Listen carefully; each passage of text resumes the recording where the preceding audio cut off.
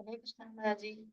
नारायणं नमस्कृत्यं नरं चैव नरोत्तमं देवीं सरस्वतीं वाचं तजो जयमुदीरये। नष्टप्रायेषु अभद्रेषु नित्यं भागवत सेवया भगवती उत्तमश्लोके भक्तिर्भवति नैष्टिकी। मोहं करोति वाचालं पुङ्गुं लङ्घयते गिरिं यत्कृपात्तमहं वन्दे गुरुं दिनतारिणं परमानन्दं माधवं श्रीचैतन्येश्वरम्। ओम नमो भगवते वासुदेवाय। ओम नमो भगवते वासुदेवाय। ओम नमो भगवते वासुदेवाय। अज्ञानतिमिरान्धस्य ज्ञानाञ्जनशलाकया चक्षुरुन्मीलितं तस्मै श्रीगुरवे नमः। श्रीचैतन्यमनोभीष्टं स्थापनमेन भूतले स्वयं रूपगता मह्यं ददाति स्वपदान्तिकं। वन्देऽहं श्रीगुरो श्रीयुतपदकमलं श्रीगुरून् वैष्णवां च श्रीरूपं साग्रजतं सगणरघुनाथान्वितं तं सजीवं सात्वैतं सावधूतं परिजनसहितं कृष्णचैतन्यदेवं श्रीराधाकृष्णपादान् सगणललिता श्रीविशाखान् विदांस। हे कृष्णा करुणा सिन्धो दीनबन्धो जगत्पते कोपेश कोपिहा कान्त राधा कान्त नमोऽस्तुते। तप्त काञ्चन गौराङ्गी राधा वृन्दावनेश्वरी वृषभानुसुते देवी प्रणमामि हरिप्रिये। वाञ्छाकल्पतरुभ्यश्च कृपा सिन्धुभ्यश्च च पतितानां पावनेभ्यो वैष्णवेभ्यो नमो नमः। श्रीकृष्ण चैतन्य प्रभु नित्यानन्द श्री अद्वैत गदाधर श्रीवासादि गौरभक्त वृंदा। हरे कृष्ण कृष्ण कृष्ण हरे हरे हरे राम राम राम हरे हरे। हरे कृष्णा। हरे कृष्णा। प्रणाम माता जी। हरे कृष्णा। प्रणाम माता जी। हरे कृष्णा। हरे कृष्णा महाराज जी। हरे कृष्णा माता जी. இன்னைக்கு வெற்றிகரமா 2வது அத்தியாயம் தொட்டிருக்கோம். எல்லாரும் பகவானை பிரார்த்தனை பண்ணிக்கலாம். இந்த 2வது அத்தியாயத்தை நாம பகவானோட கருணையினால வெகு விரைவில் உணர்தலோட படித்து முடிக்கணும் அப்படின்னு. அத்தியாயம் 1 இறை உணர்வில் முதல் படி பிரார்த்தனை. ஓம் நமோ பகவதே வாசுதேவாய. இங்க பிரார்த்தனை முதல்ல நாம எப்போ சொல்ற அந்த ஓம் நமோ பகவதே வாசுதேவாய. ஓம் அப்படிங்கிறது வேத சொல். வேதத்துல நாம எப்பவுமே பார்த்திருக்கோம், எந்த ஒரு தேவர்களை வணங்குறதா இருந்தாலும் ஓம் சரவண பவ, ஓம் நம சிவாய அப்படின்னு தேவ வழிபாடு இந்த ஓம் அப்படிங்கிற பிரணவ மந்திரம். ஓ ஆ இம் ஆ ஓம்ங்கிறது ஆல் ஆ பிளஸ் ஊ அப்படிங்கிற சொல்லை நாம பார்த்திருக்கலாம். அப்போ ஆ என்பது முதல் சொல். அந்த முதல் சொல்லிலிருந்து தொடங்குது. நமோ அப்படிங்கிறது நமஸ்காரம். அது வினை சொல், வேர்ப். நமோ அப்படிங்கிறது. வாசுதேவாய அப்படின்னா வசுதேவரின் புதல்வராகிய ஸ்ரீ கிருஷ்ணர். பகவதே பகவான், நான் நிறைய வாட்டி பார்த்திருக்கோம். பக வான், வான் அப்படின்னா அவர். வான் அப்படிங்கிறது அவருக்குள் என்னென்ன இருக்கு? பக அப்படிங்கிற ஐஸ்வர்யங்கள், அழகு, புகழ், செல்வம், வீரம் இதெல்லாம் நிறைஞ்சிருக்கு. அப்ப பகவான் என்ற சொல் நாம அடிக்கடி பாக்குறோம். எல்லாரும் மியூட் பண்ணிக்கோங்க மாதாஜி. பகவான் அப்படிங்கிற ஹரே கிருஷ்ணா மாதாஜி. அப்போ பகவான் அப்படிங்கிற சொல், பகவான் கிருஷ்ணர் அப்படின்னு தான் சொல்றோமோ இல்லையா? நம்ம பகவான் முருகர், பகவான் விநாயகர், பகவான் சிவன் அப்படின்னு சொல்றது இல்ல. அப்ப பகவான் அப்படிங்கிறவர் யாரு அப்படின்னா 6 ஐஸ்வர்யங்களை கொண்டவர் அப்படின்னு பராசர முனிவர் சொல்லியிருக்கார். இது பகவத்கீதையில நம்ம படிச்சிருக்கோம். அப்ப எல்லா ஐஸ்வர்யங்களையும் உடையவர், எல்லா காரணங்களுக்கும் காரணமானவர், அவர்தான் பகவான் என அழைக்கப்படுகிறார். அந்த பகவானுக்கு எனது நமஸ்காரங்கள். ஒரு பகவான் கிருஷ்ணர் கிருஷ்ணர்னு கூப்பிடுறத விட வாசுதேவ கிருஷ்ணர் அப்படின்னு சொல்லி நாம ஒரு பக்தர் பேரை வச்சு கூப்பிடும்போது அவர் ரொம்ப சந்தோஷம் அடைகிறார். ராதா கிருஷ்ணர் இப்படி பக்தர் பேரை முன்னாடி வச்சு கூப்பிடும்போது அவர் இன்னும் அதிகமாக அதுல ஆனந்தம் அடைகிறார். இப்ப பகவான் ஆனந்தப்படுத்துறதா பக்தர்களோட விருப்பம். அப்ப பகவான் பேர் சொல்றதை விட பகவானோட பக்தர்கள் பேரை முன்னாடி போட்டு கூப்பிடுறது அவருக்கு ரொம்ப பிரியம். ராதா கிருஷ்ணர், வாசுதேவ கிருஷ்ணர், யசோதா கிருஷ்ணர், யசோத வைந்தன், நந்தநந்தன், இப்படி பல பக்தர்கள் முன்னாடி வச்சு கூப்பிடுறப்போ அவர் இன்னும் ஆனந்தம் அடைகிறார். மொழிபெயர்ப்பு. எம்பெருமானே, எங்கும் பரவியுள்ள முழுமுதற் கடவுளே, என்னுடைய மதிப்பிற்குரிய வணக்கங்களை நான் உனக்கு சமர்ப்பிக்கிறேன். இப்ப தொடங்கறதுக்கு முன்னாடி இந்த பிரேயர் நாம பார்க்கலாம். யாராவது பொருளுரை படிங்க மாதாஜி. படிக்கிற மாதாஜி. ஹரே கிருஷ்ணா. ஓகேங்க மாதாஜி. ஹரே கிருஷ்ணா. ஓம் நமோ பகவதே வாசுதேவாய. ஓம் நமோ பகவதே வாசுதேவாய. ஓம் நமோ பகவதே வாசுதேவாய. வாசுதேவாய என்பது வாசுதேவரின் புதல்வராகிய கிருஷ்ணரிடம் என்று பொருள்படும். வாசுதேவன் எனப்படும் கிருஷ்ண நாமத்தை பாடுவதால் தானம், எளிமை, தவம் ஆகியவற்றால் அடையக்கூடிய சிறந்த பலன்களை எல்லாம் ஒருவன் அடையலாம் என்பதால் ஓம் நமோ பகவதே வாசுதேவாய என்ற இந்த மந்திரத்தை பாடுவதன் மூலம் ஸ்ரீமத் பாகவத்தின் ஆசிரியரோ, அதை பேசுபவரோ அல்லது அதை படிப்பவரோ யாராக இருப்பினும் அவர் கிருஷ்ணரிடம் மதிப்பிற்குரிய வணக்கங்களை சமர்ப்பிக்கிறார். ஸ்ரீமத் பாகவத்தின் முதல் காண்டத்தில் படைப்பிற்குரிய நியமங்கள் விளக்கப்பட்டுள்ளன. இதனால் படைப்பு என்ற முதல் காண்டம் அழைக்கப்படுகிறது. அதே போலவே இரண்டாம் காண்டத்தில் படைக்கப்பட்ட பிறகும் தோற்றுவிக்கப்படும் பிரபஞ்ச படைப்பு விளக்கப்பட்டுள்ளது. பல்வேறு கிரக அமைப்புகளுக்கும் பகவானின் பிரபஞ்ச உடலின் வெவ்வேறு பகுதிகளும் என்று இரண்டாம் காண்டம் விளக்குகிறது. காரணத்துக்காக பிரபஞ்ச தோற்றத்தின் என்றும் இரண்டாம் காண்டம் அழைக்கப்படுகிறது. இரண்டாம் காண்டத்தில் 10 அத்தியாயங்கள் உள்ளன. 10 அத்தியாயங்களும் ஸ்ரீமத் பாகவத்தின் நோக்கமும் இந்நோக்கத்தின் பல்வேறு அறிகுறிகளும் விவரிக்கப்பட்டுள்ளன. திருவிளையாடல்களாலும் வேறுபாடு இல்லை. கிருஷ்ணரின் இத்தகைய உன்னதமான திருவிளையாடல்களால் செவி உறுவதில் ஒருவன். மாதாஜி பேஜ் மாத்திட்டீங்க. சாரி மாதாஜி, ஒரே நிமிஷம் மாதாஜி. Second page. முதல் அத்தியாயம் பகவான் நாமத்தை பாடுவதில் பெருமைகளை விளக்குவதுடன் பக்குவமடையாத பக்தர்கள் பகவான் பிரபஞ்ச உருவத்தின் மிக தியானத்தை மேற்கொள்ளக்கூடிய முறையை பற்றியும் குறிப்பிடுகிறது. முதல் பதத்தில் இருக்கும் தருவாயில் ஒருவன் செய்ய வேண்டிய கடமைகளை பற்றிய பரிசித்து மகாராஜாவின் கேள்விகளுக்கு சுகதேவ கோசாமி பதிலளிக்கிறார். சுகதேவ் கோசாமியை வரவேற்பதில் திருப்தியுற்ற பரிசித் மகாராஜரும் கிருஷ்ணரின் நெருங்கிய நண்பர்களும் ஆகிய அர்ஜுனன் சக்தியில் தோன்றியிருப்பது குறித்து பெருமை கொண்டிருந்தார். பரிசித் மகாராஜாவும் எளிமையும் அடக்கமும் உடையவராக இருந்தார். ஆனால் பாண்டுவின் புத்தர்களாகிய தமது பாட்னாரிடம் பகவான் ஸ்ரீ கிருஷ்ணர் மிகவும் அன்பு கொண்டிருந்தார். குறிப்பாக தமது சொந்த பாட்னாராகிய அர்ஜுனனிடம் கிருஷ்ணர் வைத்திருந்த பிரியத்த அன்பை அறிந்த பரிசித் மகாராஜா தமது மகிழ்ச்சியை தெரிவித்தார். பரிசித் மகாராஜின் வம்சத்தின் மீது ஸ்ரீ கிருஷ்ணர் எப்போதும் திருப்தி கொண்டவராக இருந்ததால் பரிசித் மகாராஜா இறக்கும் தருவாயில் தன்னுணர்வு பாதையில் அவருக்கு உதவுவதற்காகவே அவரிடம் சுகதேவ் கோசாமி அனுப்பப்பட்டார். பரிசித் மகாராஜர் அவரது பிரியத்திலிருந்தே பகவான் ஸ்ரீ கிருஷ்ணன் பக்தராக இருந்து வந்தார். ஆகவே கிருஷ்ணரிடம் அவருக்கு இயற்கையாகவே அன்பு இருந்தது. அவரது பக்தியை சுகதேவ் கோசாமி உணர முடிந்தது. எனவே அரசனின் கடமைகளை பற்றி கேள்விகளை அவர் வரவேற்றார். பகவான் ஸ்ரீ கிருஷ்ணரை வழிபடுவது எல்லா ஜீவராசிகளுக்கும் முடிவான கடமை என்பதை அரசன் குறிப்பிட்டிருந்ததால் அவரது எண்ணத்தை சுகதேவ் கோசாமி வரவேற்று பின்வருமாறு கூறினார்.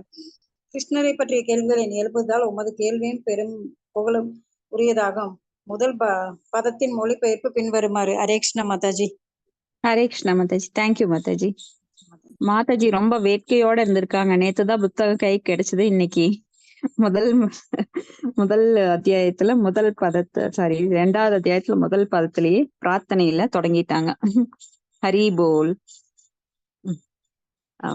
இப்ப மாதாஜி மாதிரி உற்சாகமா எல்லாரும் இருக்கணும். இங்க பகவான் வாசுதேவரின் புதல்வராகிய கிருஷ்ணரிடம், வசுதேவரின் புதல்வராக கிருஷ்ணரிடம் அப்படின்னு சொல்லப்படுது. அப்போ வசுதேவரை பற்றி சொல்லும் போது அவர் ரொம்ப மகிழ்ச்சி அடைகிறார். கிருஷ்ணநாமத்தை பாடுவதால் தானம், எளிமை, தவம் என்ற சிறந்த பலன்களை எல்லாம் அடையலாம். ஏன்னா கிருஷ்ணநாமம் நம்மை தூய்மைப்படுத்தக்கூடியது, நம் உணர்வுகளை தூய்மைப்படுத்தக்கூடியது. நாம் உடலால எப்பவுமே சோப்பு போட்டு குளிக்கிறோம், பர்ஃப்யூம் அடிச்சுக்கிறோம், நாம பல மேக்கப் திங்ஸ் எல்லாம் கொண்டு நம்மளை அலங்கரிச்சுக்கிறோம். இருந்தாலும் அந்த உடல் என்னைக்காவது நாற்றம் அடிக்கத்தான் போகுது. பிணமா ஆகும்போது அது யாருமே வச்சிருக்க விரும்புறது இல்ல. கொஞ்ச நேரம் வச்சிருந்தா கூட அவங்க மகன் ஃபாரின்ல இருந்து வரல அப்படின்னா தூக்குங்க, வீட்டுல கிருமி அண்டிரும், இந்த உடம்ப கொண்டு போய் சீக்கிரம் சுடுகாட்டுல போடுங்க, எரிச்சிருங்க, புதைச்சிருங்கன்னு சொல்லுவாங்க. உறவினர்களே எடுத்துட்டு போய் அது மகன் வரலினா கூட அந்த சடங்கெல்லாம் முடிச்சிருவாங்க. ஏன்னா உடல் என்னைக்கும் பாதுகாக்கப்பட முடியாதது, அது அழிவுக்குட்பட்டது. ஆனால் இந்த ஆத்மா என்றும் அழிவில்லாதது. அந்த ஆத்மாக்குரிய உணவு என்னன்னா பகவானுடைய திருநாமம். அந்த ஆத்மா இந்த உடல்ல கிடந்து தவிக்குது. ஏன்னா இந்த உடலால பொருத்தப்பட்ட அந்த ஆத்மா பல துன்பங்களை அது தனக்குரியதான் நினைச்சிட்டு துன்பப்பட்டுட்டு இருக்கு. அப்ப அந்த துன்ப வேதனையிலிருந்து விடுவிக்கணும் அப்படின்னா உடல்ல எடுக்காம இருக்கணும். நாம இந்த பௌதிக உடல் எடுத்தோம்னா துன்பம்தான், பிறப்பு இறப்பு முதுமை நோயின்னு. அப்ப அதுக்கு என்ன சொல்யூஷன் அப்படின்னா, எப்பொழுதும் பகவானுடைய திருநாமங்களை ரூபங்களை பற்றி, அவருடைய லீலைகளை பற்றி, அவருடைய சகாக்களை பற்றி பேசிக்கொண்டே இருக்க வேண்டும். அதைத்தான் இங்க சுகதேவ கோஸ்வாமியும் பரிஷித்து மகாராஜாவும் ஸ்ரவணம் கீர்த்தனம் மூலமா செஞ்சிட்டு இருக்கிறாங்க. அப்ப தூய ஆத்மாக்கள் நாடுவது என்றுமே இந்த தூய சிந்தனை தான். பகவானை பற்றிய பேச்சுதான் எப்பவுமே நடந்துட்டு இருக்கும் தூயவர்களுக்குள்ள. அவர்களுக்குள்ளதான் சங்கம் வரும். அங்க பௌதிகவாதிகள் சங்கம் எடுக்கவே முடியாது. அப்ப இங்க நைமிச்சாரண்ய முனிவர்கள் எல்லாம் அந்த மாதிரி தூய பக்தர்கள். அந்த தூய பக்தர்கள் கிட்ட பௌதிகவாதிகள் எல்லாம் கிடையாது.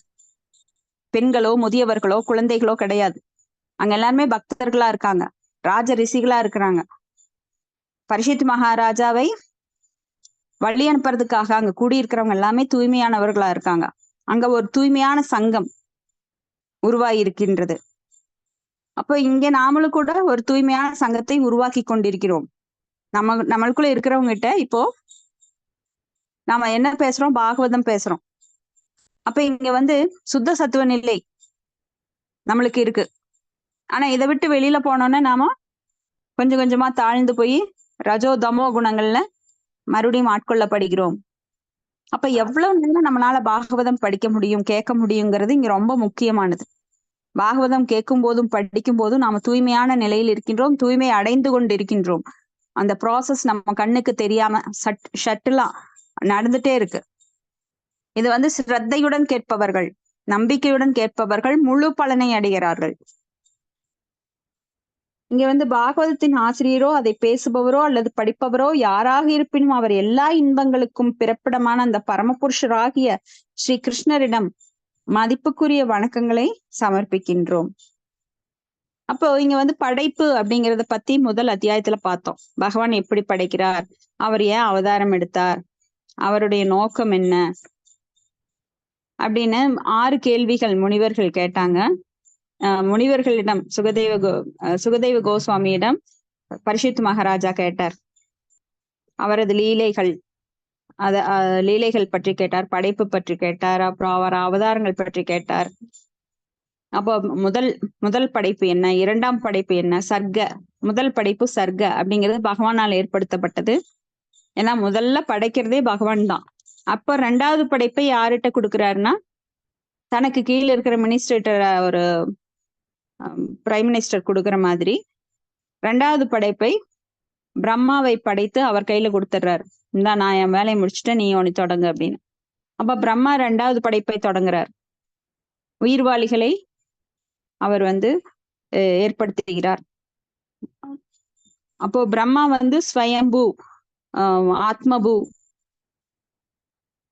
பிரம்மபு அப்படின்னு அழைக்கப்படுறார். ஏன்னா அவர் தாய் தந்தையர் மூலமாக பிறந்தவர் அல்ல, பகவானால் அவரது நாபி கொடியிலிருந்து தாமரையிலிருந்து படைக்கப்பட்டவர். அப்ப பிரம்மா தான் முதல் ஜீவராசி. அவர் தான் மற்ற 2ஆம் படைப்பை தொடங்குறார்.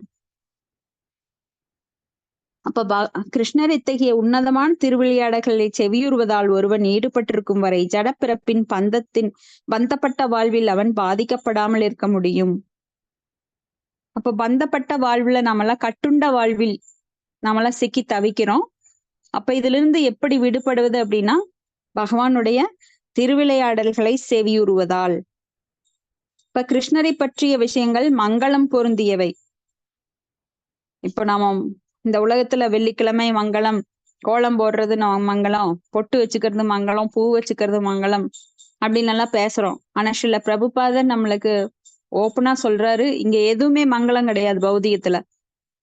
பகவானை பற்றிய விஷயத்தை தவிர எல்லாமே அமங்கலமானவேன்றார். இந்த உண்மையை யாரால சொல்ல முடியும்? நாமெல்லாம் மேல் பூச்சு மறைச்சிட்டு போறோம். அப்படி சொல்லக்கூடாது, ஐயோ பக்திக்கு வர்றவங்க ஓடிடுவாங்கன்னு. ஸ்ரீல பிரபுபாதர் அதெல்லாம் பார்க்கல. உண்மையதான் சொல்றாரு, அடிச்சு சொல்றாரு, இது இப்படித்தான். அப்போ ஒரு ஃபாரினர் கூட கேட்டாரு, நீங்க ஏங்க கிருஷ்ண பக்தி இயக்கம் அப்படின்னு பேர் வைக்கிறீங்க, சும்மா காட் கான்சியஸ், கிருஷ்ணா கான்சியஸ்ங்கிறதுக்கு பதிலா காட் கான்சியஸ் அப்படின்னு வைக்கலாம்ல அப்படின்னு. ஏன்னா இங்க மக்கள் வந்து காட் அப்படின்னா, கடவுள் அப்படின்னா முருகரை கடவுளா வணங்குறாங்க, விநாயகர் கடவுளா வணங்குறாங்க, ஏசு கிறிஸ்துவை கடவுளா வணங்குறாங்க, அல்லாவை கடவுளா வணங்குறாங்க. அப்ப காட் கான்சியஸ்னா எல்லாருக்கும் பொதுவா போயிடும்.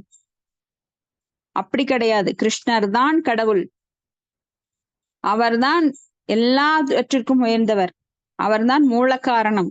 அதனால இப்படித்தான் வைக்கணும்னு அடிச்சு சொல்லிட்டார்.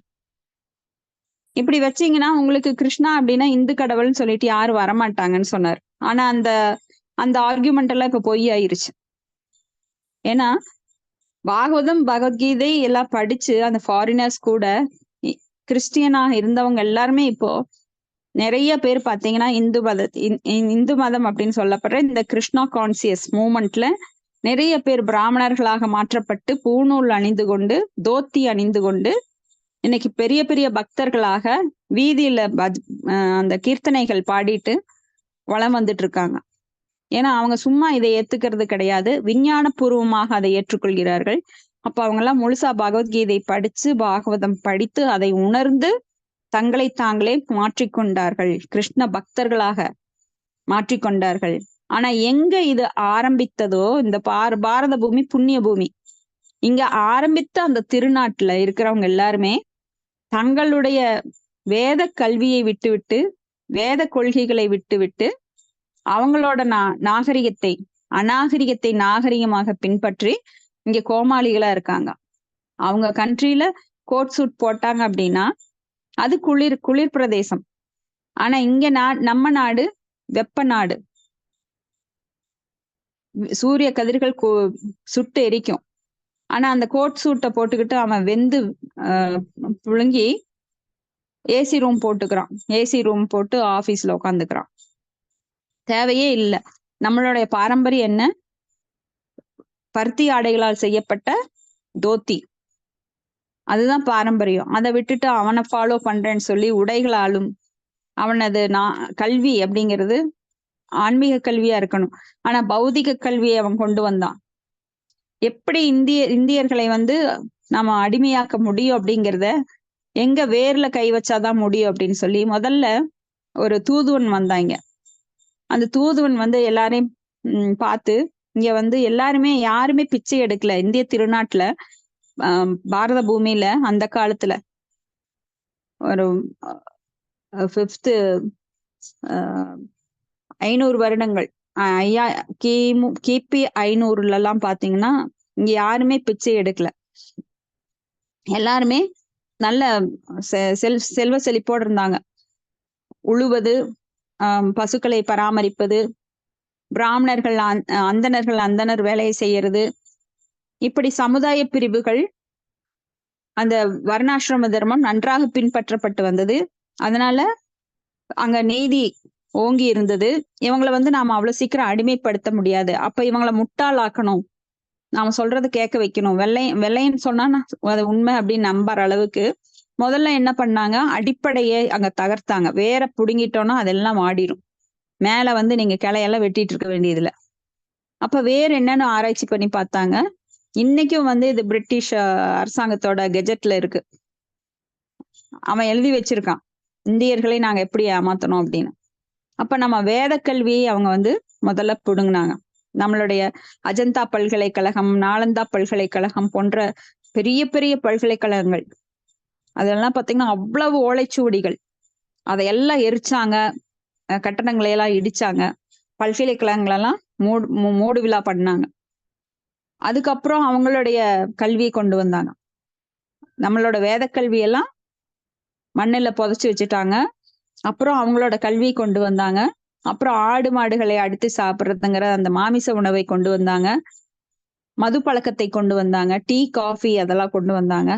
இப்படி நம்மளை வந்து கொஞ்சம் கொஞ்சமா அடிமைகளாக்குனாங்க, மயக்கத்திற்கு உண்டாக்குனாங்க. அதாவது அவங்க கல்விதான் பெருசு, நம்மளோட வேத கல்வி எல்லாம் ஒண்ணும் கிடையாது, அதெல்லாம் பழம்பெரும் புராணம், பழசு, ஓல்டிஸ். நாமெல்லாம் ஓல்டிஸ் கோல்டு அப்படிம்போம். ஆனா அவங்க வந்து ஓல்டு, அது எக்ஸ்பைரி ஆயிடுச்சு, அப்போ புதுசா கல்வி கொண்டு வரோம், இது பாருங்க ஜிகு ஜிகுன்னு இருக்கு, கவர்ச்சியா இருக்கு அப்படின்னு சொல்லி நாங்க நிறைய கண்டுபிடிச்சிருக்கோம், நீங்க வந்து நிறைய இயந்திரங்களை உருவாக்கலாம். அப்ப மனுஷங்களோட உணர்வை வந்து அவங்க முதல்ல சாகடிச்சு இப்ப வந்து இயந்திரமயமாக்குனாங்க, மனுஷங்களையே இயந்திரமாக்கிட்டாங்க. கடைசியில ஓடுவது ஓடுவது ஓடுவதுன்னு ஓடிக்கொண்டே இருக்கிறார்கள் இயந்திரம் போல. அப்போ உணர்வை வளர்த்துக்கல, மனிதன் வெளிப்புற சிந்தனையினால கவரப்பட்டான். அப்போ உள்ள ஆழ்ந்து சிந்திக்கும் திறமையை இழந்தான், ஆத்மாவை பற்றி சிந்தனை கிடையாது. அப்ப மனம், புத்தி, அகங்காரம் அப்படின்னு சூட்சுமமான பொருட்களை எல்லாம் ஆராய்ச்சி செய்யறதே கிடையாது. வெளிப்புறமா தெரிகிற கண், மூக்கு, காது போன்ற புலன் பொருட்கள், புலனின்ப பொருட்கள், அதுலதான் அவன் கவனம் செலுத்த ஆரம்பிச்சான். இதனால நம்மளுக்கு அந்த ஆன்மீகம் முற்றிலும் மறக்கடிக்கப்பட்டது. அப்போ அவங்க வந்து ஈஸியா எல்லாரையும் அடிமை பண்ணிட்டாங்க. அடிமை பண்ணி அவங்களோட கல்வி, அவங்களோட உடை, அவங்களுடைய மோசமான பழக்க வழக்கங்கள் எல்லாத்தையும் இங்க கொண்டு வந்து அடிமை பண்ணிட்டாங்க. அப்ப நம்மளுக்குள்ளேயே சண்டை, பிரிவினைகளை உண்டாக்கினாங்க, இந்து முஸ்லிம் சண்டைகளை உருவாக்கினாங்க. இப்படி நம்மை அடிமைப்படுத்தி நாம வந்து ரொம்ப மோசமான நிலையில இப்ப வைக்கப்பட்டிருக்கோம். அவங்க எல்லாம் திரும்பி போயிட்டாங்க. ஆனா நமக்கு அடிமைத்தனம் என்பது என்ன? காந்தியடிகள் வந்து அகிம்சை முறையில போராடுறேன்னு சொல்லி அடிமைத்தனத்தை முறியடிக்கிறேன்னு சொல்லி போராடினார். அவர் என்னமோ பிரிட்டிஷ்காரங்களை, மற்ற நாட்டுக்காரங்களை எல்லாம் ஓட்டிட்டார். ஆனா நமக்கு நாமளே அடிமைகளா இருக்கோம். இப்ப நாம அரசியல்வாதிக்கு அடிமையா இருக்கோம், ஏதோ ஒரு கட்சிக்கு நாம அடிமையா இருந்துட்டு இருக்கோம். நம்ம மனசு நம்மளை கட்டுப்படுத்த முடியல, நமக்கு நாமே அடிமையா இருக்கோம். நம்ம மனசே நம்மளை அடிமையாக்குது. நம்ம மனசு வந்து வேண்டாத செயல்களை செய்ய சொல்லும் போது நம்ம அடிமையாய் அதுக்கு செஞ்சுட்டு இருக்கோம். அப்போ அடிமைத்தனம் எங்க இருக்கு அப்படின்னா ஒவ்வொருவரிடமும் அவங்க மனசுக்குள்ளேயே இருக்கு. அது புரிஞ்சுக்காம நான் வந்து விடுதலை வாங்கி தரேன்னு எவ்வளவோ பேர் போராடினாங்க. போராடி நான் அன்னைக்கு பிரிட்டிஷ்காரங்களோட ஒரு குவாலிட்டியான பொருட்களை கொண்டு வந்தான். ஹார்லிக்ஸ், அந்த பாலம் அமைப்பது, அணை கட்டுவது எல்லாமே அந்த காலத்துல பிரிட்டிஷ்காரன் கட்டினது கூட நல்லா இருக்கு. ஆனா இன்னைக்கு நாம கட்டுற கட்டடங்கள் எல்லாம் ஒரு மலையிலேயே எல்லாம் பாலா போயிடுது. அந்த அளவுக்கு நமக்கு நாமளே சுரண்டி கொள்கிறோம், வேலையே பயிரை மேய்வது போல. அப்ப இதெல்லாம் எதனால அப்படின்னு பார்த்தோம், நம்மளுக்கு ஆன்மீக உணர்வு இல்லாதனால. யார் எப்படி வேண்டாம் நடக்கலாம், சட்டமே இல்லை அப்படின்னா என்ன ஆகும், அவங்க எப்படி வேணா நடந்துக்குவாங்க. அப்ப சட்டம் என்பது என்ன? வேதத்தின் சட்டம். இப்ப நம்மளுக்கு நாமே ஏற்றிருக்கிறோம் சட்டம், அம்பேத்கர் சட்டத்தை ஏற்றினார்னு சொல்லி. ஆனா இன்னைக்கு ஓட்டுல போய் பாத்தீங்கன்னா எவ்வளவு ஓட்டைகள் சட்டத்துல. தவறு செய்பவன்கள் எல்லாம் வெளியில இருக்கிறான், செய்யாதவனும் சின்ன சின்ன தவறுகள் செய்யறவனும் உள்ள இருக்கிறான். சொம்பு திருடுவன், சோப்பு திருடுவன், டப்பா திருடுவன் எல்லாம். அப்போ கோடிக்கணக்கா கொள்ளையடிச்சவன் எல்லாம் ஃபாரின்ல போய் செட்டில் ஆயிட்டான். இன்னைக்கும் அரசியல்வாதிகள் எவ்வளவோ கேஸ வச்சுக்கிட்டு அவங்க பெரிய பெரிய பதவியில உட்காந்து நம்மளே ஆட்சி செஞ்சுட்டு இருக்காங்க. அந்த மாதிரி குருட்டுத்தனமான நாகரிகத்துல நாம போயிட்டு இருக்கோம். அப்போ உண்மையான நாகரிகம் அப்படின்னா ஆரிய நாகரிகம்.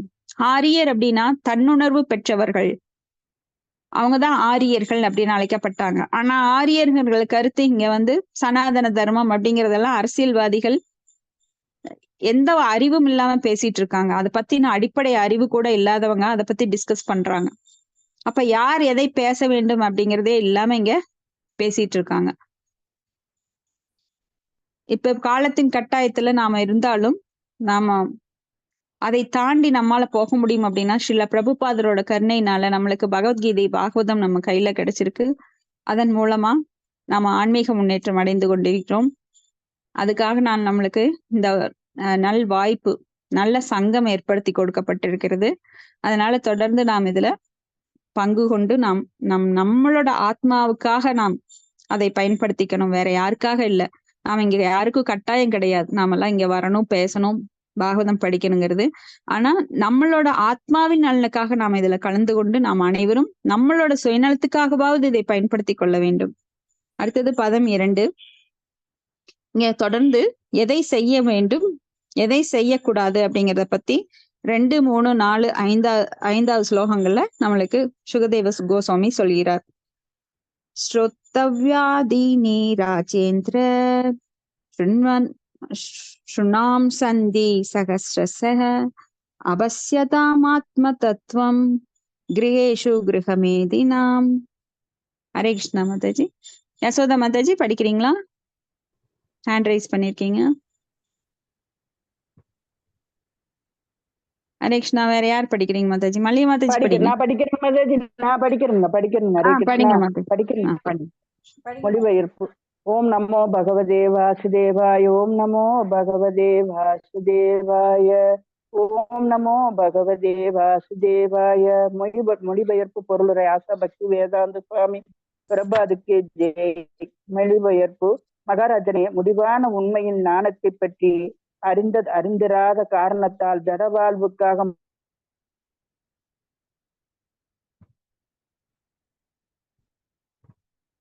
மனதை பறித்தவர்கள் செவியுறுவதற்காக மனித சமூகத்தில் பல விஷயங்கள் உள்ளன. பொருளுரை. இல்ல ரஜி. ஹரே கிருஷ்ணா. ஹரே கிருஷ்ணா. கொஞ்சம் விட்டு கேட்டது மாதாஜி. படிங்க, இப்ப கேக்குது. படிங்க மாதாஜி. இல்லறவாசிகளுக்கு பொருந்தும் இது பெயர்கள் வேத நூல்கள் உள்ளன. மாதாஜி படிக்கிறீங்களா? ஹரே கிருஷ்ணா. மாதாஜி நான் படிக்கிறேன் மாதாஜி. படிங்க மாதாஜி. அவங்களுக்கு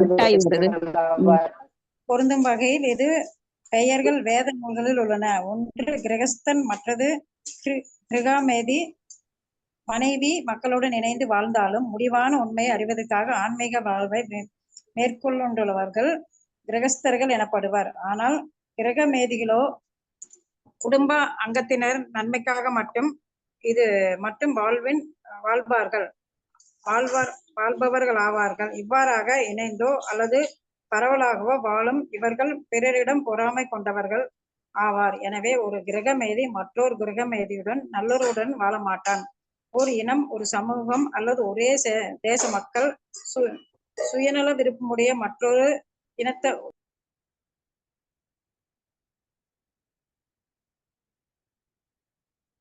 ஹரே கிருஷ்ணா மாதாஜி. அன்மியூட் பண்ணிக்கோங்க மாதாஜி. அன்மியூட் பண்ணுங்க. சரிங்க மாதாஜி. ஹரே கிருஷ்ணா. ஹரே கிருஷ்ணா. இருப்பதில் கலியுகத்தில் உண்மை ஞானத்தை அறியாத குருடர்களால் இருப்பதால் எல்லா இல்லறவாசிகளும் ஒருவருக்கொருவர் பொறாமை கொண்டவர்களாக இருக்கின்றனர். அவர்கள் கேட்பதற்கும் பல விஷயங்கள் உள்ளன. அரசியல், விஞ்ஞானம், சமூகம் மற்றும் பொருளாதாரம் போன்றவை. ஆனால் அறிவு பற்றாக்குறையின் காரணமாக பிறப்பு, இறப்பு, மூப்பு, நோய் எனப்படும் வாழ்வின் முடிவான துன்பங்களை பற்றிய கேள்விகளை அவர்கள் ஒதுக்கி வைத்து விடுகின்றனர். உண்மையில் மனித வாழ்வு பிறப்பு, இறப்பு, மூப்பு, நோய் ஆகியவற்றை நிறுத்துவதற்காகவே உள்ளதாகும். ஆனால் ஜட இயற்கையின் மாயினால் கவரப்பட்டுள்ளோர் கிரகமேதிகள் தன்னுணர்வை பற்றி அனைத்தையும் மறந்து விடுகின்றனர். வீடு பேறு அடைந்து பகவானின் திருத்தலத்திற்கு திரும்புவதோ வாழ்வின் பிரச்சனையிலிருந்து விடுபடுவதற்குரிய முடிவான வழியாகும். இவ்வாறாக பகவத்கீதையின் குறிப்பிடப்பட்டிருப்பதை போல ஜட இருப்பின் துன்பங்களாகிய பிறப்பு, இறப்பு, மூப்பு மற்றும் நோய்கள் ஆகியவற்றால் விளக்கப்படுகின்றனர். பரமபுருஷனை பற்றியும் அவரது பெயர், உருவம், இயல்புகள், திருவிளையாடல்கள், உபகரணங்கள் மற்றும் பல வகைப்பட்ட நிலை ஆகியவற்றை பற்றி கேட்பதுவே வீடு பேரடைந்த ஸ்ரீ கிருஷ்ணரின் ராஜ்யத்திற்கு திரும்பும் வழியாகும். மூடர்கள் இதை அறிவதில்லை. நிரந்தரம் இல்லாதவர்கள் பெயர், உருவம் போன்றவர்களை பற்றி கேட்க அவர்கள் விரும்புகின்றனர். கேட்க வேண்டும் என்னும் மனோபாவத்தை முடிவான நன்மை பயக்கும் வகையில் பயன்படுத்திக் கொள்வது எப்படி என்பதை அவர்கள் அறியவில்லை. தவறான வழியில் அவர்கள் செலுத்தப்பட்டிருப்பதை போல் இறுதி உண்மையின் பெயர், உருவம் மற்றும் இயல்புகள் போன்றவற்றின் மீது சில தவறான இலக்கியங்கள் அவர்களுக்கு உண்டாக்குகின்றன. எனவே பிறரிடம் பொறாமை கொள்வதற்கென்றே வாழும் கிரகமேதியை போல ஒருவன் ஆகக்கூடாது. சாஸ்திர விதிகளுக்கு இணங்க உண்மையான குடும்பஸ்தனாக ஒருவன் ஆக வேண்டும். ஹரே கிருஷ்ணா மாதாஜி. ஹரே கிருஷ்ணா மாதாஜி. தேங்க்யூ மாதாஜி. இங்க 2 பேர் இருக்காங்க. ஒண்ணு கிரகஸ்தன், இன்னொன்னு கிரகமேதி. நீங்க நல்லா இதை நோட் பண்ணிக்கோங்க. எல்லாருமே பாகவதம் கேட்கும்போது ஒரு பேனா, ஒரு சின்ன நோட் ஒன்று எடுத்து வச்சுக்கிட்டீங்கன்னா, நாம டிஸ்கஸ் பண்ற மெயினான அம்சங்களை நீங்க எழுதி வச்சுக்கிட்டீங்கன்னா ஃபியூச்சர்ல உங்களுக்கு எந்த குழப்பம் வராது. ஏன்னா அது நீங்க மறுபடியும் எடுத்து பார்க்கும்போது நம்மளுக்கு அது பல தடவை படிச்சாதான் புரியும். கிருஹமேதி கிருஹஸ்தன். கிருஹமேதி அப்படிங்கிறவன் அவனுக்கு வந்து இறுதியான லட்சியம் எல்லாம் கிடையாது. ஏதோ பிறந்தோம், வாழ்ந்தோம், சாகுறோம், அப்படி மறுபடியும் பிறப்பெடுக்கிறோம் அப்படின்னு அவன் வந்து பிறப்பு, இறப்பு, நோய் அப்படின்னு வாழ்வின் முடிவில்லாத துன்பங்கள் அவனுக்கு இருந்துட்டே இருக்கும். அதை பற்றிய கேள்விகளை அவங்க ஒதுக்கி வச்சிடுறாங்க. நாம ஏன் பிறக்கிறோம், ஏன் இறக்குறோம், நம்மளோட வாழ்வின் குறிக்கோள் என்ன, இந்த மனித உடல் ஏன் கிடைச்சிருக்கு, ஏன் மிருகங்களா நிறைய ஜீவராசிகள் இருக்கு, அதனோட இறுதி முடிவு என்ன அப்படின்னு எல்லாம் அவன் கேள்வியே கேட்க மாட்டாங்க. அதாதோ பிரம்ம ஜிக்ஞாசா, கேள்விகள் கேட்க வேண்டும். யாருகிட்ட என்ன கேள்வி கேட்கணுமோ அதுதான் கேட்கணும். போய் ஒரு பௌதிகவாதிகிட்ட போய் ஆன்மீகம் கேட்கக்கூடாது, ஆன்மீகவாதிகிட்ட போய் பௌதிகம் கேட்கக்கூடாது, பௌதிகமான கேள்வி கேட்கக்கூடாது. அப்ப யாரிடம் என்ன கேள்வி கேட்க வேண்டும் என்ற ஒரு அடிப்படை அறிவு வேண்டும். அப்ப இந்த கிருஹமேதிகள் எப்படி இருப்பாங்க? கிருஹமேதிகள் எப்பவுமே பொறாமை கொண்டவரா இருப்பாங்க. பொறாமை அப்படிங்கிறது எல்லார்கிட்டயுமே இருக்கு. ஆனா எந்த விதத்துல வெளிப்படுது அப்படிங்கறத பொறுத்து. தூய பக்தர்கள் பொறாமை இருக்காது அவங்க கிட்ட. ஏன்னா அவங்க தூய்மையானவர்கள்.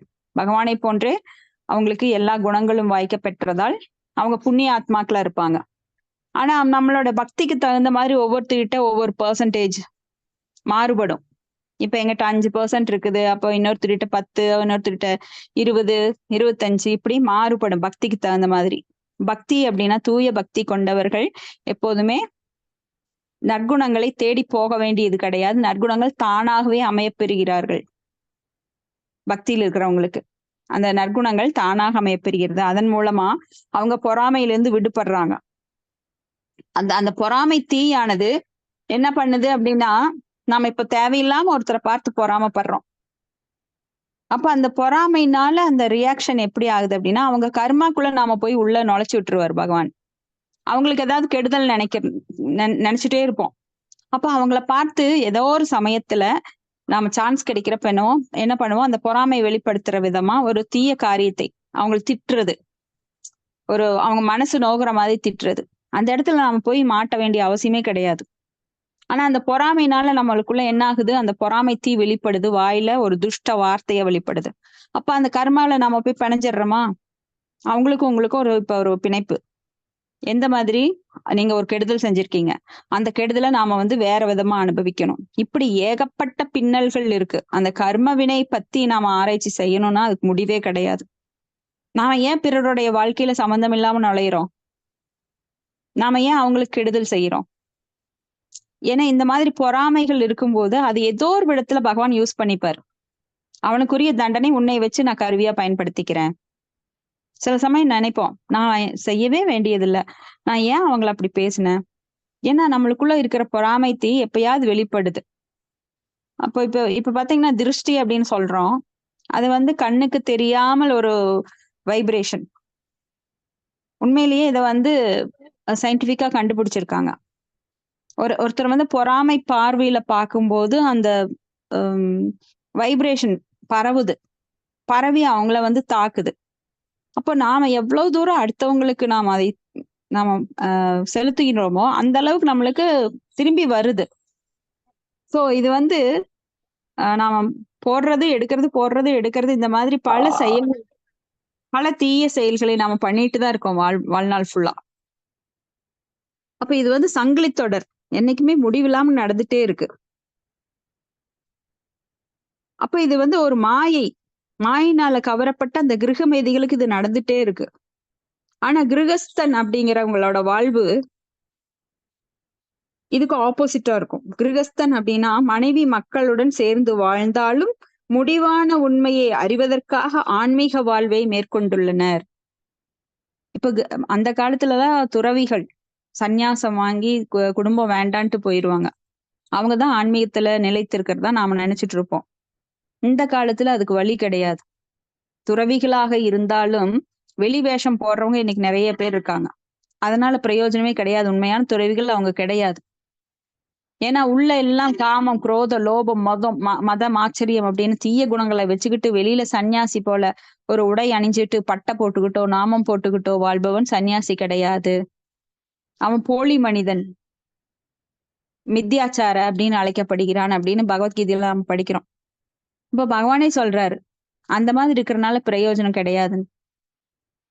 ஆனா கிரகமேதி அப்படிங்கிறவன், கிரகஸ்தா அப்படிங்கிறவன் மனைவி மக்களுடன் வாழ்ந்தாலும் அதுல பற்றில்லாமல் வாழ்வதனால் அவன் மிகப்பெரிய துறவி, அவன் மிகப்பெரிய தவம் செய்பவன் ஆகின்றான்.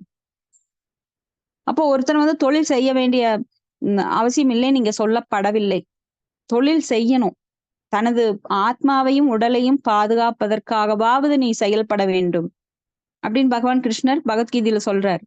அப்ப தொழில் செய்யுங்க. ஆனா யாருக்காக?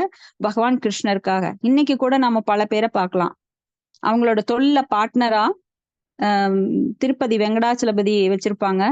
அப்போ ஒரு லாபத்தை கொண்டு போய் உண்டியல்ல போடுறதெல்லாம் நாம பார்த்திருக்கோம். அது போலத்தான் இங்க வந்து எல்லாருமே அங்க போகணுங்கிற அவசியம் கிடையாது. இங்க இஸ்கான் கோயிலுக்கு கூட நாம ஒரு சிறு பகுதியை ஒதுக்கி வைத்து நாம பக்தி பண்ணலாம். அப்ப பகவானுக்காக நாம் செயல்பட வேண்டும். அவருக்காக பிரசாதம் படைச்சிட்டு அதை உண்ண வேண்டும். நாம ஒரு துணி எடுக்கிறோமா, அவர்கிட்ட சமர்ப்பணம் பண்ணிட்டு அவருக்கு அதை ஆஃபர் பண்ணிட்டு அப்புறம் நாம போட்டுக்கலாம். இப்படி நாம் அனுபவிக்க வேண்டியதை எல்லாம் பகவானுடைய சொத்தாக நினைச்சு அனுபவிக்கணும். எனக்குரியது கிடையாது. அப்ப இது என்ன எப்ப வேணா என்னை விட்டு போலாம். அப்ப நான் வந்து பற்றில்லாதவனாக மாற முடியும். அப்ப பற்றில்லாதவனுக்கு வந்து மறுபிறப்பு கிடையாது. ஆனா பற்றுடன் இருப்பவருக்கு அதை அனுபவிக்கிறதுக்காக மறுபிறப்பு கண்டிப்பா இருக்கு. அப்ப இதுதான் துறவு. நாம துறவு அப்படின்னு சொல்லிட்டு எல்லாம் வீட்டை மனைவியும் திறந்துட்டு அங்க போய் உட்காந்துட்டு வீட்டை பற்றியும் மனைவி பற்றியும் காட்டுல உட்காந்து யோசிச்சுட்டு இருக்க கூடாது. அது உண்மையான துறவு கிடையாது. அப்ப வீட்டுல இருந்துகிட்டே நாம பற்றற்றவர்களாக இருக்க வேண்டும். அதுதான் கிரகமேதி. கிரகஸ்தா அப்படிங்கிறவனுக்கு அந்த எண்ணம் எல்லாம் கிடையாது. ராம ஆண்டா என்ன, ராவண ஆண்டா என்ன, எனக்கு தூங்கணும், எனக்கு சாப்பாடு கிடைக்கணும் அப்படின்னு வாழ்றவன் தான் கிரகமேதி. அப்ப நிரந்தரம் இல்லாதவனின் பெயர், உருவம் போன்றவைகளை பற்றி கேட்க அந்த கிரகமேதிகள் விரும்புறாங்க. நிரந்தரம் இல்லாதவர்கள்னா அரசியல், சினிமா நடிகர்கள், அவங்களோட உருவத்தை எல்லாம் நினைச்சு ரொம்ப அதுல அட்ராக்ட் ஆவாங்க. ஆனா பகவானோட உருவத்துல அட்ராக்ட் ஆக மாட்டாங்க. ஆனா பகவானும் நிரந்தரமானவர். நவ யவனம் ச, அவ வந்து எப்பவுமே அழகா இருப்பாரு. திரிபங்க ஃபார்ம்ல எப்பவுமே அவர் என்னைக்காவது நீங்க கிருஷ்ணரோட போட்டோ வயதான தோற்றத்துல பார்த்திருக்கீங்களா? கிடையாது. அவர் எப்பவுமே இளமையானவர், எப்பவும் அழகுடையவர், நிரந்தரமானவர். நித்யோ நித்யானாம் சேதனானாம் ஏகோ பகுனாம் யோ விததாதி காமான். அவர் வந்து நித்தியமானவர், நித்தியமானவர்களுள் நித்தியமானவர். நாமளும் கூட நித்தியமான ஆத்மாக்கள் தான். அந்த நித்தியமான ஆத்மாக்களை காப்பவரும் அவர்தான். ஆனா அந்த நித்தியமற்றவர்களோட பெயர் புகழ் எல்லாம் கேட்டுட்டு இருந்தோம் அப்படின்னா அடுத்தடுத்து அது மாறிட்டே இருக்கும். ஏன்னா அது நிரந்தரம் இல்லை. இப்ப ஸ்ரீதேவி பத்தி ஒரு காலத்துல பேசினாங்க, இப்ப யாரு நயன்தாரா பத்தி பேசுறாங்க. இப்படி மாறிக்கொண்டே இருக்கும். காந்தியடிகளை பத்தி பேசினாங்க, ஆனா இப்ப பேசுற கால் கிடையாது. ஒரு சமயம் நேருவை பத்தி பேசினாங்க, அடுத்தது இந்திரா காந்தி பத்தி பேசினாங்க, ராஜீவ் காந்தி பத்தி பேசினாங்க, அப்புறம் ஜெயலலிதா பத்தி பேசினாங்க. இப்ப யாராவது பேசுவாங்களா? அதெல்லாம் நிரந்தரம் கிடையாது. நிரந்தரமற்ற பெயர் புகழ் லீலைகளை பற்றி பேசுவது நம்ம காதுக்கு கேடு. ஏன்னா காதுகள் ரொம்ப முக்கியமானது. கேட்பதுல முக்கியமான உறுப்பு காது. நம்ம பிறக்கும் போதும் பாத்தீங்கன்னா கருவுல இருக்கும் போதே காதாலதான் கேட்கிறோம். ஒரு குழந்தை காதால கேட்டு கருவிலேயே அது பண்படுகின்றது. அதனோட உணர்வானது பண்படுகிறது. அப்ப காதால நல்லதை கேட்டீங்கன்னா நல்லது நடக்கும். அந்த குழந்தைக்கும் நல்லது நடக்கும், உங்களுக்கும் நல்லது நடக்கும். ஆனா இந்த காதுக்கு மரணத்தின் போதும் பாருங்க, அந்த காதுதான் ஆக்டிவா இருக்கும். நம்மளுக்கு கண்ணு தெரியாது, நாடி நரம்பெல்லாம் சுருங்கிரும், கால் அசையாது, கை அசையாது. அப்போ வாதம் பித்தம் கபம் எல்லாமே நம்மளுக்கு மோசமா இருக்கும். கண்கள் திறந்து பார்க்க முடியாது. ஆனா உள்ள வந்து எல்லாரையும் பார்க்கணும் போல தோணும். ஆனா காது மட்டும் ஷார்ப்பா இருக்கும். நம்மளை சுத்தி நின்று யார் என்ன பேசுறாங்கன்னு கேட்டுட்டு இருப்போம். ஆனா பக்தர்கள் கொடுத்து வச்சவங்க. ஏன்னா ஒரு பக்தனுக்கு வந்து கடைசியில பகவானே ஏற்பாடு பண்றாரு. இப்ப சுகதேவ கோஸ்வாமி ஏற்பாடு பண்ண மாதிரி பரிஷித் மகாராஜாக்கு இப்ப பக்தர்களுக்கெல்லாம் பாத்தீங்கன்னா கடைசியில ஒரு பக்தன் இறக்கும் தருவாயில மற்ற பக்தர்கள் வந்து அங்க கீர்த்தனை பண்ணுவாங்க. அதனால அவர் காதால கேட்டுட்டு அந்த நாமத்தை செவிக்குள்ள வாங்கிட்டு அவர் பகவானோட லோகத்துக்கு திரும்பி கஷ்டமெல்லாம் போயிடுவார். ஆனா பக்தன் அல்லாத வீட்டுல பாத்தீங்கன்னா ஓலம், ஐயோ போயிட்டியே போயிட்டியே போயிட்டியேன்னு அந்த உடலுக்காகத்தான் அழுவாங்க, ஆத்மாக்கு அழுக மாட்டாங்க. ஏன்னா அவங்க உடல் பற்றுடையவர்கள். உள்ள இருக்கிற ஆத்மாவை அவங்க என்னைக்கு உணர்ந்தது கிடையாது, அதை பத்தி பேசுனது கிடையாது, அதை பத்தி நாலேஜே கிடையாது.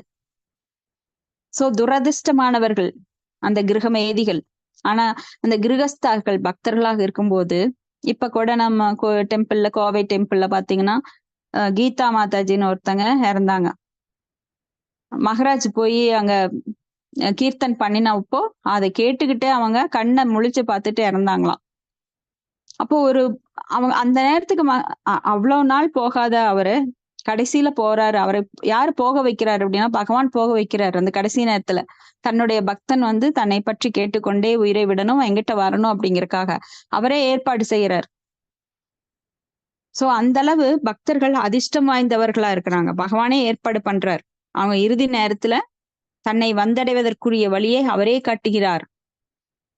அப்போ பக்தியை வளர்த்துக்கணும். நாம பகவான்கிட்ட போறதுக்குரிய ஏற்பாடுகள்ல நாம் முனைப்புடன் இப்பொழுதிருந்து ஈடுபட வேண்டும். எப்ப நம்மளுக்கு அந்த அறிவு கெட்டுதோ, ஆன்மீக அறிவு நம்மளுக்கு கிடைக்குதோ, அப்பல இருந்து நாம டைம் வேஸ்ட் பண்ணாம அதுலயே ஈடுபட்டு இருக்க வேண்டும். அடுத்தது பதம் 3.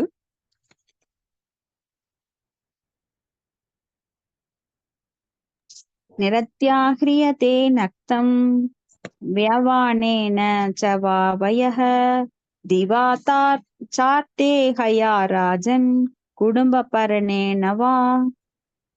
ஹரே கிருஷ்ணா மாதா. ஹரே கிருஷ்ணா. படிங்க மாதாஜி. படிக்கிறோம்.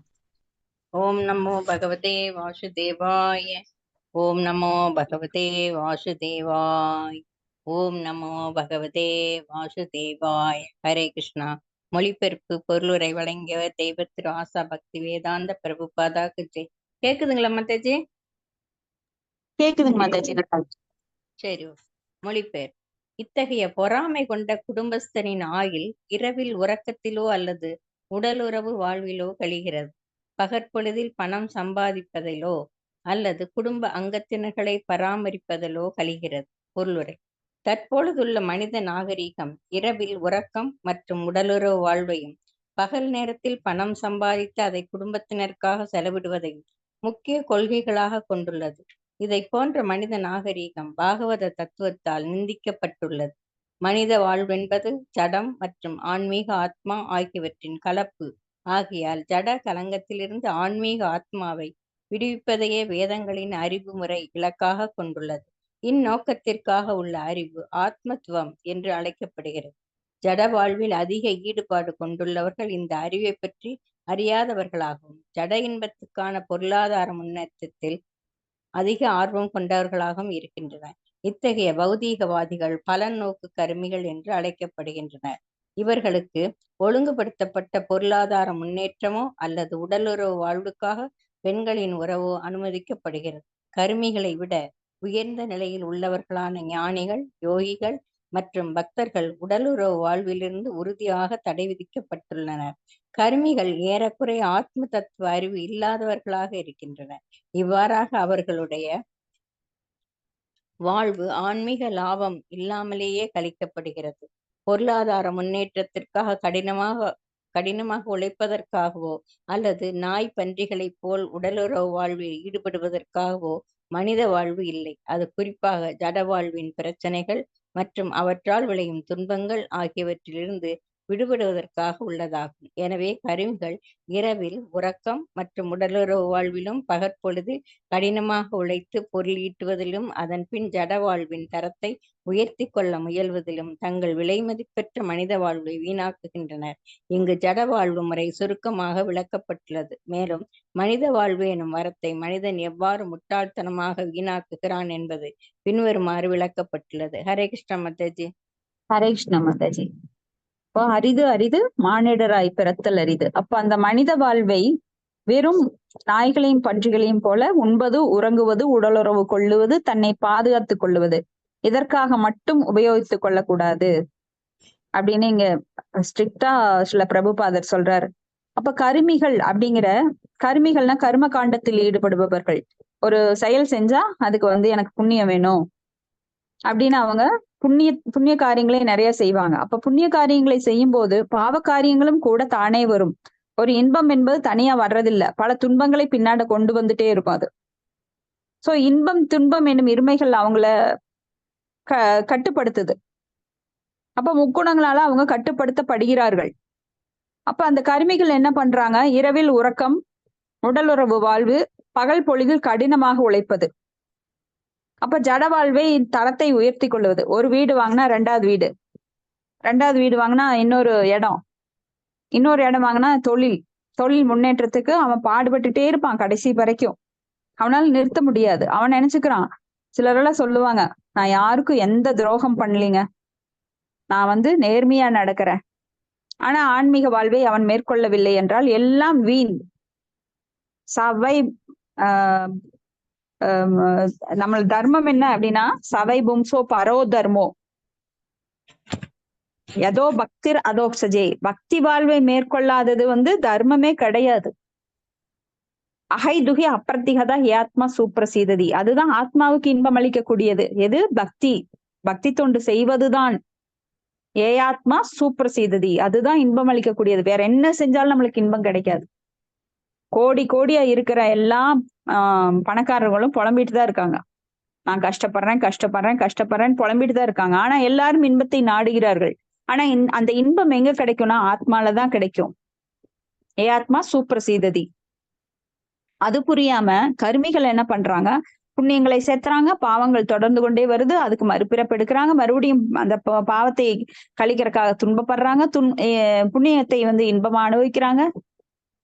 சோ இதுக்காக பாடுபட வேண்டிய அவசியமே கிடையாது. புண்ணியம் வேண்டும் என பாடுபட வேண்டிய அவசியமே கிடையாது. ஏன்னா இந்த ரெண்டுல இருந்து நாம தாண்டி வரணும். ரெண்டுமே நம்மளை பந்தப்படுத்தக்கூடியது. புண்ணியமோ பாவமோ நம்மளை பந்தப்படுத்தக்கூடியது. அப்ப பந்தத்திலிருந்து விடுபடுவது எப்படி அப்படின்னா, பக்தி செய்தால் மட்டுமே நாம பந்தத்திலிருந்து விடுபடுவோம். அப்ப இத பத்தி தான் மறுபடியும் மனித வாழ்வு எனும் வரத்தை மனிதன் எவ்வளவு முட்டாள்தனமா வீணாக்குகிறான் அப்படிங்கிறத இங்க மறுபடியும் அடுத்த பதத்திலையும் சொல்றாங்க. பதம் 4. தேகாபத்திய கலத்ராத்தீஷு ஆத்மசைன்யேஷு அசச்சு அபி தேசாம் பிரமத்தோ நிதனம் பஷ்யன் அபி ந பஷ்யதி.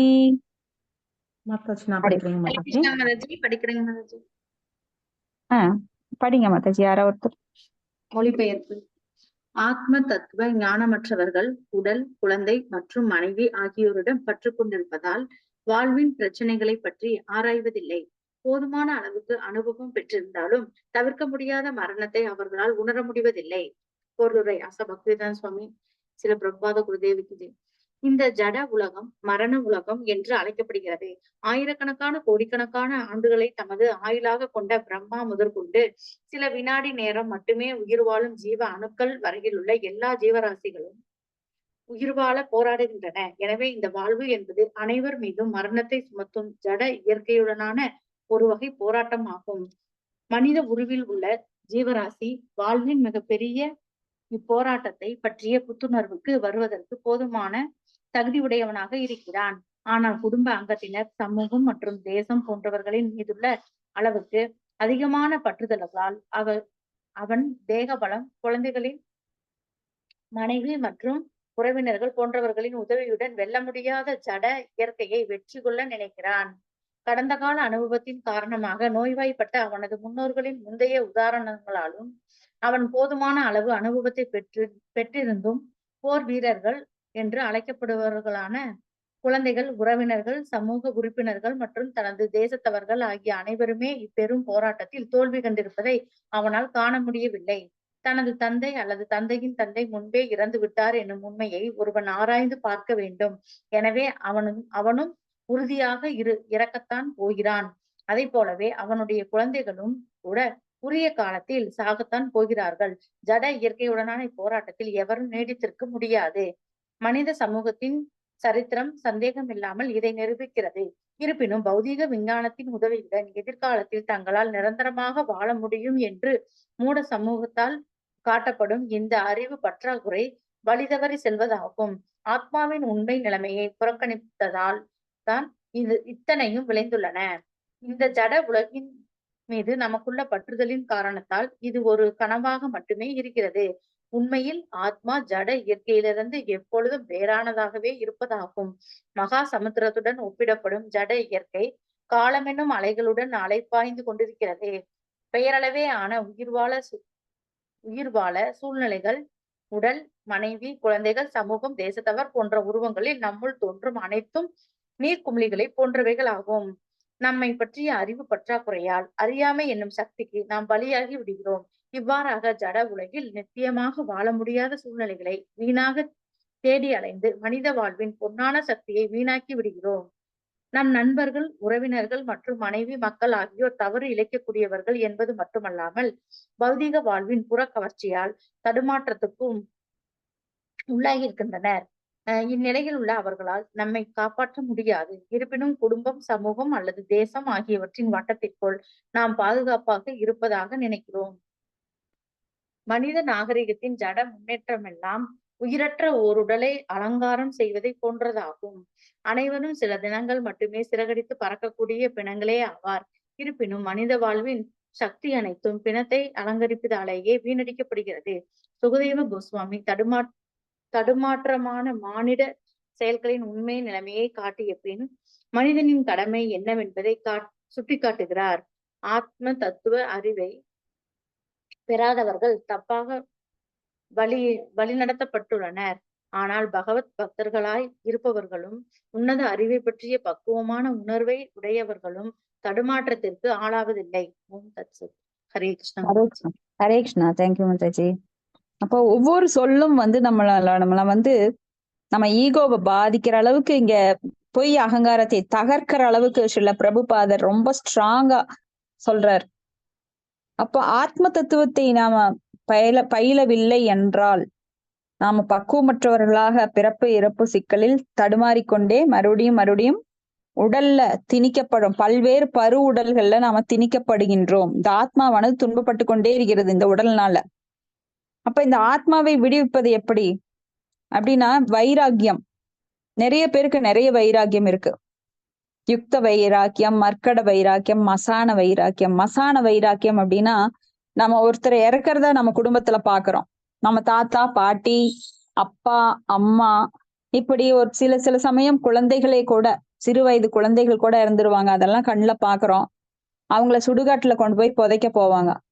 அப்ப சுடுகாட்டுல இருக்கிறவங்க என்ன பேசிக்குவாங்க அப்படின்னா, அடடா எவ்வளவு நல்லா வாழ்ந்தாரு, எவ்வளவு நல்ல மனுஷர், நேத்து நான் பார்த்தங்க வாக்கிங் போயிட்டு இருந்தாருங்க, நேத்து பேசினேன் அவர்கிட்ட, நேத்து அவர் அங்க பார்த்தங்க அப்படின்லாம் பேசுவாங்க. இவ்வளவுதாங்க வாழ்க்கை.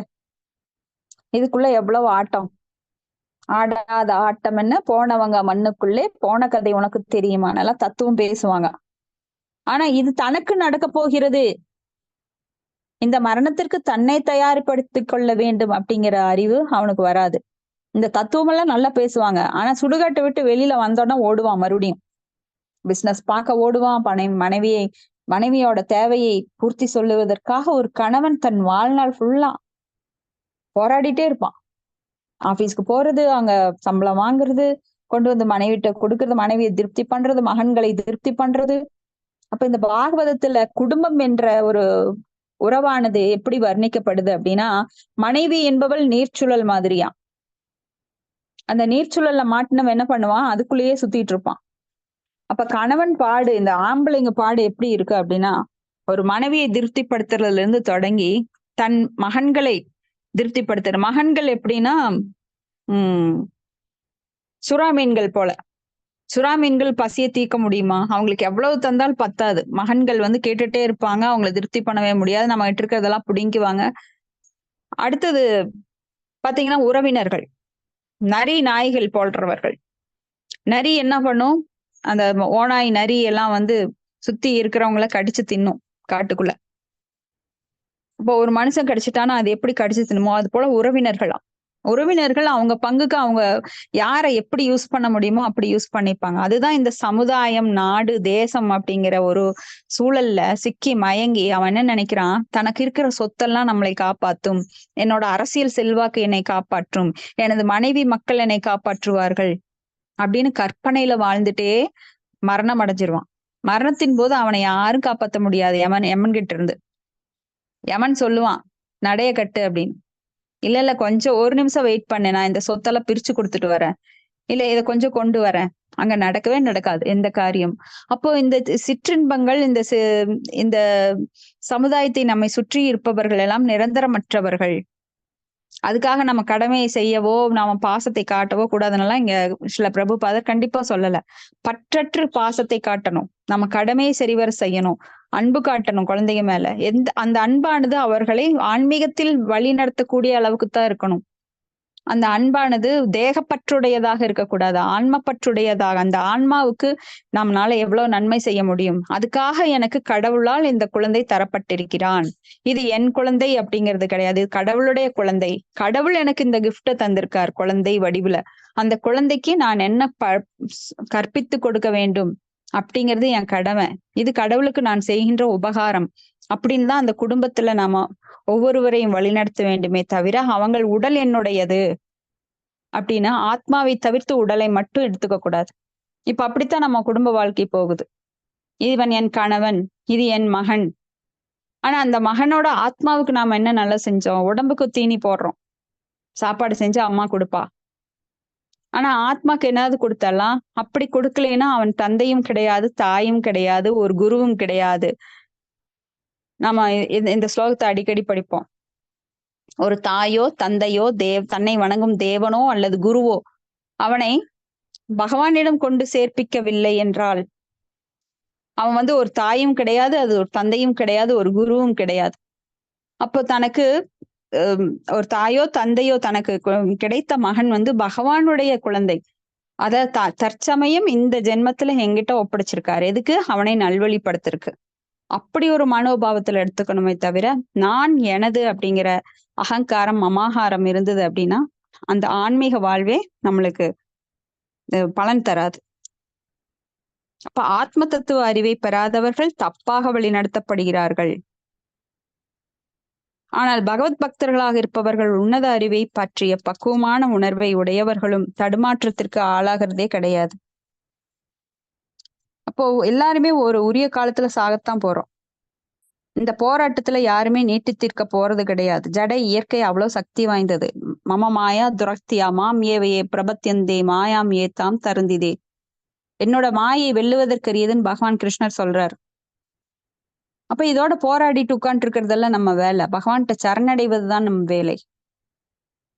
அப்ப எது முடியாதோ, நம்மளால ஒரு சூறாவளி காற்றை நிறுத்த முடியாது, ஒரு பூகம்பத்தை நிறுத்த முடியாது, பேரழிவுகளை நிறுத்த முடியாது, நம்ம கையால கொண்டு நாம எல்லாம் தடுக்க முடியாது அத.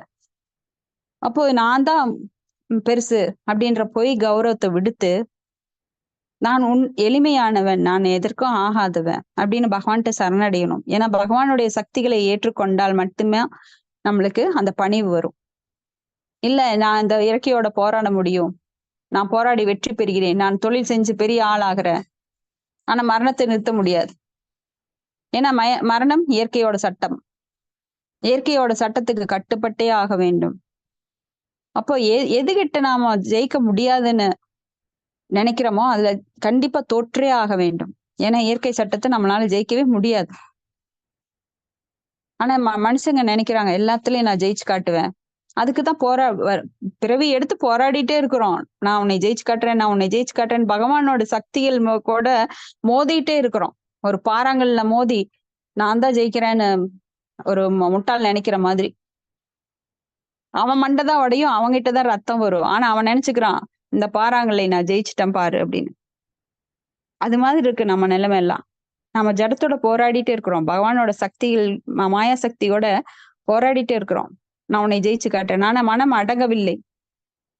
மறுபடியும் ஏதாவது சாதனை செய்யி, நீ பெரிய தொழிலதிபராகு, நீ அப்படி ஆகலாம் இப்படி ஆகலாம்னு நாம பௌதிகமான குறிக்கோளை நோக்கிதான் முன்னேறி கொண்டிருக்கிறோமோ தவிர ஆன்மீகத்தில் சரணடையற்கு யாருமே தயாரல்ல. அமானித்துவம், அடக்கம், எளிமை, தவம், தூய்மை போன்ற நற்குணங்களை வளர்த்தி கொண்டு தனிமையாக இருத்தல், பக்தி செய்தல், பகவானை பற்றிய ஆழ்ந்த சிந்தனையில் இருக்கிறது, கேள்வி கேட்பது, சத் சங்கத்தை எடுத்துக்கொள்வது, சங்கத்யாகாத், இது எல்லாம் மேற்கொள்ள வேண்டும். அதுதான் பக்திக்கு சாதகமானது. நாம உபதேசமரத்துல படிக்கிறோம். உற்சாகாத் தைரியாத் நிச்சயாத் தத்தத் கர்ம பிரவர்த்தனாத் அப்படின்னு சொல்லி. உற்சாகத்துடனும் பொறுமையுடனும் நம்பிக்கையுடனும் நாம தொடர்ந்து பக்தியில தான் முன்னேறணுமே தவிர நம்ம பௌதிகத்துல கண்டிப்பா முன்னேறவே முடியாது. எவ்வளவு முன்னேற்றம் இருந்தாலும் அது நம்மளுக்கு ஒரு விட்டில் பூச்சி வாழ்க்கை மாதிரி தான். அது மரணத்தின் போது எல்லாம் விழுந்துரும். இந்த சொத்து எவ்வளவு நீங்க சம்பாரிச்சாலும் அதனால பிரயோஜனம் இல்லை. ஆனா ஆன்மீகத்துல சிறு முயற்சி கூட பெரும் பலன் தரும். நேகாபிக்கிரமணா சொஸ்தி பிரத்யவாயுன வித்தியதே சொல்பம் அப்பேசிய தர்மசிய திராயதே மகதே பயாத் அப்படின்னு. இதோட முடிச்சுக்கலாம். நம்ம நாளைக்கு 5வது ஸ்லோகம் பார்க்கலாம். கிருஷ்ண மாதாஜி, நான் ரெஸ்ட் ஆயிக்கிறேன் மாதாஜி. ஹாஸ்பிட்டல் ஓகே மாதாஜி. ஓகே மாதாஜி. ஹரே கிருஷ்ணா. வேற யாருக்காவது ஏதாவது கருத்துக்கள் இருக்குங்களா?